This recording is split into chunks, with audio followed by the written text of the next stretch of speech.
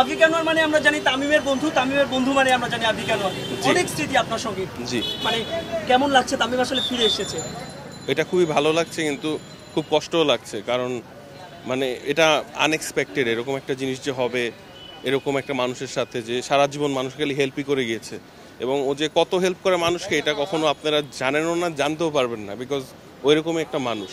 তো যে আমাদের মাঝে ফিরে এসছে, ওর কারণে যে কত মানুষের হেল্প হবে, কত মানুষের ভালো হবে, এটা আমরা যারা ওর খুব কাছের আমরা জানি। আমরা জানি যে প্রকৃতি আসলে ন্যাচারাল ফিডব্যাক বলে একটা কথা আছে, প্রতিক্রিয়ারই সমান বিপরীতমুখী প্রতিক্রিয়া। মানে এই যে তামিম ইকবাল সবসময় দেখি আমরা তিনি দুহাত ভরে মানুষকে দান করেন, তার ফিরে আসার নিশ্চয়ই এর পেছনে হয়তো একটা নেপথ্যের অনুঘটক। জি, আসলে দান তো করেই, এটা তো আছেই, কিন্তু এই দান করা ছাড়াও মানুষকে অনেক ক্রিটিক্যাল জায়গায় হেল্প করে। মানে আমার যে কত দেশের রেসের ভিসা ওর কারণে হয়েছে, এটা আমি মানে কেমনে যে কৃতজ্ঞতা দেবো আমি নিজেও জানি না। আমরা শুনছি তামিমকে থাইল্যান্ড নিয়ে যাওয়া হতে পারে, ওর পরিবারের পাশে তো নিশ্চয়ই আছে। জি জি, যেটাই করবে সব ভালো ডিসিশন নিয়েই করবে, when is fit to fly তখনই হবে।